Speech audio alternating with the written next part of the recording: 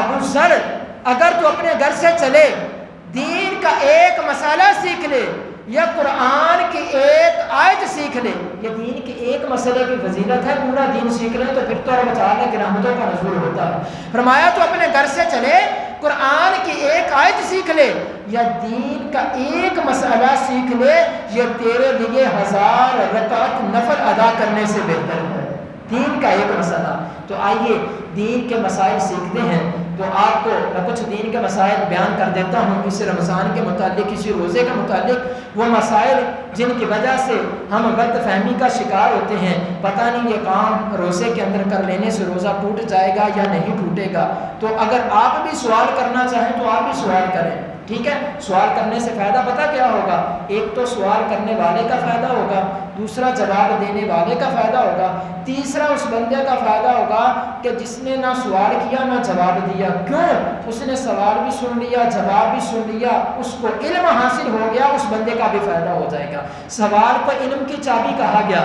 اگر آپ لوگ سوال کریں گے اس کا جواب ملے گا تو پھر آپ کی وجہ سے ایک ایسے شخص کا فائدہ ہو جائے گا جس کو علم مل جائے گا، آپ کی وجہ سے آپ کو بھی فائدہ ہوگا، بتانے والے کو بھی ہوگا، اور جو بغیر پوچھے بغیر بتائے بیٹھا ہے اس کو بھی فائدہ ہو جائے گا۔ آئیے چلتے ہیں کہ وہ کون سے مسائل ہیں جن کی بنا پر غلط فہمی کے اندر ہم مشغول رہتے ہیں۔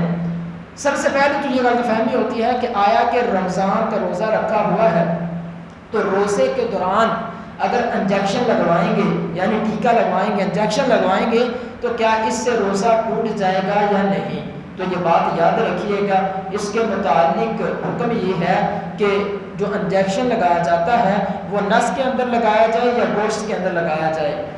کہیں بھی انجیکشن لگایا جاتا ہے تو انجیکشن لگانے سے روزہ نہیں ٹوٹتا، آپ روزے کی حالت میں بھی انجیکشن لگوا سکتے ہیں، اس سے آپ کا روزہ نہیں ٹوٹے گا۔ اور ایک اور غلط فہمی پائی جاتی ہے کہ اب ہم نہا رہے تھے، نہانے کے دوران کان کے اندر پانی چلا گیا، عمومی مسئلہ ہے، ہمارے ذہنوں کے اندر آ جاتے ہیں سوال، تو یہ سیکھا کریں، ایک سوال کریں، آپ کے ذہنوں کے اندر یہاں پر بیٹھے ہیں اپنے اپنے ذہنوں میں سوال سوچ لیں کہ میں فلاں سوال کرتا ہوں تو انشاءاللہ اس سے وجہ اس کا جواب ملے گا تو کثیر لوگوں کا فائدہ ہوگا۔ اب دیکھیے کہ کان کے اندر اگر پانی چلا جائے یا کان کے اندر کوئی دوا ڈالیں، اس سے روزہ ٹوٹ جائے گا یا نہیں ٹوٹے گا؟ تو اس کے متعلق حکم یہ ہے کہ کان کے اندر اگر ہم پانی ڈالا جائے یا دوا ڈالیں اس سے روزہ نہیں ٹوٹے گا، اس سے روزہ نہیں ٹوٹے گا۔ اب اسی طرح آنکھ کو لے لیجئے، کچھ ڈراپ ہوتے ہیں آنکھ کے اندر ڈالنے والے، قطرے آنکھوں کے اندر ڈالے جاتے ہیں، تو کیا روزے کی حالت کے اندر آنکھوں کے اندر قطرے وغیرہ ڈال سکتے ہیں کہ نہیں ڈال سکتے؟ آنکھوں کے اندر سرما وغیرہ ڈالنا چاہیں تو کیا روزے کی حالت میں ڈالا جا سکتا ہے یا نہیں ڈالا جا سکتا؟ تو یہ بات یاد رکھیے گا، روزے کی حالت میں اگر آنکھوں کے اندر آپ قطرے ڈالیں گے تو اس سے روزہ ٹوٹ جائے گا۔ روزے کی حالت میں آنکھوں کے اندر قطرے نہیں ڈال سکتے، ان سے روزہ ٹوٹ جاتا ہے۔ ہاں، روزے کی حالت میں آنکھوں کے اندر سرما لگائیں گے تو سرما لگانے سے روزہ نہیں ٹوٹے گا۔ سرما لگا سکتے ہیں کیونکہ وہ خشک چیز ہوتی ہے، اور قطرے کیونکہ ایک لیکوڈ چیز ہے، جب اس کو آنکھوں کے اندر ڈالیں گے تو اس سے روزہ ٹوٹ جائے گا۔ تو سرما لگانے سے روزہ نہیں ٹوٹے گا۔ اس کے اندر یہ احتیاط بھی کرنی ہے کہ آنکھوں کے اندر ایک کاجل ڈالا جاتا ہے، وہ کاجل ڈالنے سے بھی علماء کرام نے منع فرمایا ہے کہ کاجل نہ ڈالا جائے۔ ہاں، اس کے بارے میں اختلاف ہے، سرما ڈال دیا جائے اس سے روزہ نہیں ٹوٹے گا۔ اگر آپ کے ذہنوں کے اندر کوئی سوال ہو روزے کے متعلق، رمضان کے متعلق، تو سوال کریں، انشاءاللہ عز و جل کثیر لوگوں کا فائدہ ہوگا۔ جی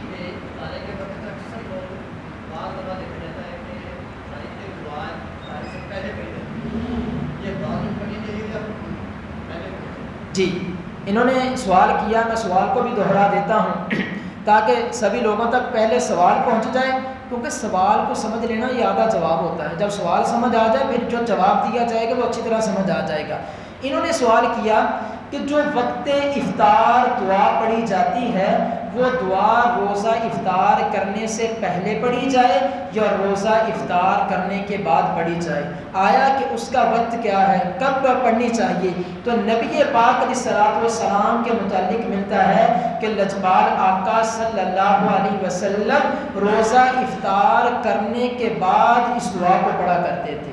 یوں کر کے کہ آپ کھجور منہ میں ڈال لیں، روزہ افطار کر لیں، اس کے بعد دعا پڑھیں۔ نبی پاک علیہ الصلوۃ والسلام سے جو دعا کے متعلق ملتا ہے کہ نبی پاک علیہ الصلوۃ والسلام روزہ افطار کرنے کے بعد اس دعا کو پڑھا کرتے تھے، تو اس سنت پر عمل کرتے ہوئے روزہ افطار کرنے کے بعد اس دعا کو پڑھنا چاہیے۔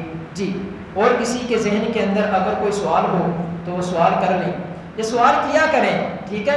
ذہنوں کے اندر سوال ہوتے ہیں، بعض بندے اگر کوئی اس طرح کر لیجئے گا، انشاءاللہ عز و جل یہ سلسلہ ہمارے پورے رمضان المبارک کے اندر 4 جمعے ہیں، ان 4 جمعوں کے لیے خصوصی طور پر آپ کے لیے یہ وقت نکال لیا ہم نے۔ ویسے تو یہ ہوتا ہے کہ مرکز کے اندر جا کے وہاں پہ جمعہ پڑھایا جائے، وہاں پہ وقت دیا جائے، تو یہ آپ کے لیے وقت نکالا ہے۔ تو اگر کوئی اٹھ کر سوال نہیں کر سکتا تو وہ گھر سے کاپی کے اوپر ایک چیز کے اندر کسی ورق کے اوپر لکھ کر لے آئے، وہ لکھ کر سوال دے دیں، انشاءاللہ اس کا جواب دے دیا جائے گا۔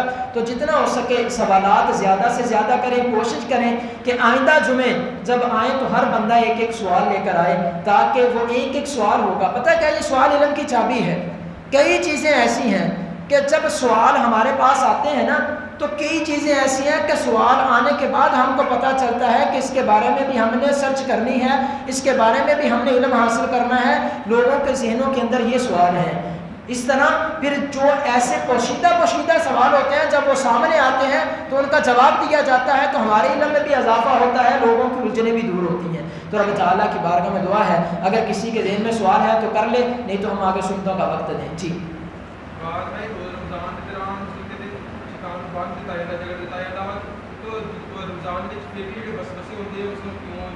جی، ہمارے فرحان بھائی نے سوال کیا، میں ایک مرتبہ سوال دہراتا ہوں تاکہ آواز اچھی طرح چلی جائے، تو پھر اس کا جواب بھی عرض کرتا ہوں۔ انہوں نے فرمایا کہ احادیث کے اندر جو ذکر ملتا ہے، فرمایا کہ شیطان کو تو جگڑ دیا جاتا ہے لیکن پھر بھی وسوسے آتے ہیں، پھر بھی کوئی بندہ گناہ کر بیٹھتا ہے، تو یہ گناہ کیوں ہوتا ہے، کس وجہ سے گناہ کیا جاتا ہے؟ شیطان کو تو جگڑ دیا گیا، پھر اب گناہ کیوں؟ رمضان کے اندر بھی لوگ گناہ کرتے ہیں، کیا رمضان کے اندر لوگ فلمیں نہیں دیکھتے؟ کیا رمضان کے اندر لوگ بے حیائی کے کام نہیں کرتے؟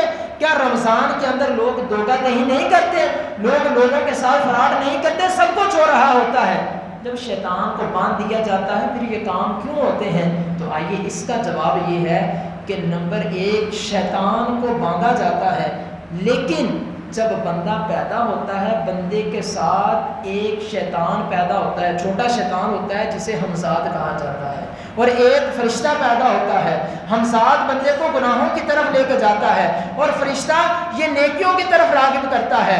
شیطان کو تو باندھ دیا جاتا ہے، لیکن جو بندے کے ساتھ چھوٹا ہمزاد ہوتا ہے جسے چھوٹا شیطان بولا جاتا ہے، اس کو نہیں باندھا جاتا، وہ بندے کو گناہوں کی طرف راغب کرتا ہے۔ اور ایک دوسرا اس کے متعلق یہ ملتا ہے کہ شیطان نے بندے کے نفس کو اس قدر جری کر دیا ہوتا ہے، اس قدر گناہوں پر دلیر کر دیا ہوتا ہے کہ شیطان کو باندھ بھی دیا جاتا ہے لیکن بندے کے نفس کو نہیں باندھا جاتا، نفس پھر بندے کو گناہوں پر ابھارتا ہے اور گناہ کروا لیتا ہے۔ اس وجہ سے بندے گناہ کرتے ہیں۔ شیطان کو تو باندھ دیا جاتا ہے لیکن جو ساتھ والا ہمزاد ہوتا ہے اس کو، یا پھر نفس امارہ کی وجہ سے، نفس کے بہکانے کی وجہ سے بندے گناہ کرتے ہیں، شیطان کو باندھ دیا جاتا ہے۔ جی، اور کسی کے ذہن میں سوال ہو؟ جی جی جی جی، انہوں نے سوال یہ کیا کہ سحری کے وقت اعلان کر دیا جاتا ہے کہ سحری کا وقت ختم ہو گیا، تو اب کوئی بندہ منہ کے اندر لقمہ تھا تو اب کیا حکم ہے؟ اب وہ حکم، اب پانی بھی پینا چاہتا ہے تو آیا کہ وہ پانی کا گھونٹ پی لے یا نہ پی، کیا وجہ ہے، اس کے بارے میں حکم کیا ہے؟ سب سے پہلے تو یہ یاد رکھیں کہ ہمارے ہاں ایک غلط فہمی پائی جاتی ہے۔ غلط فہمی یہ پائی جاتی ہے کہ ہمارے لوگ کہتے ہیں کہ جب تک اذان ہوتی رہتی ہے تب تک کھانا جائز ہے، کھانا کھا لینا چاہیے، اور بعض لوگ کہتے ہیں کہ جب تک کیڑی چلتے ہوئے نظر نہ آئے تب تک کھا لینا چاہیے۔ اس طرح کا کوئی بھی مسئلہ نہیں ہے، بلکہ جو اذان دی جاتی ہے یہ روزے کا، سحری کا وقت ختم ہونے کے بعد نماز فجر کے لیے، فجر کا وقت بتانے کے لیے دی جاتی ہے۔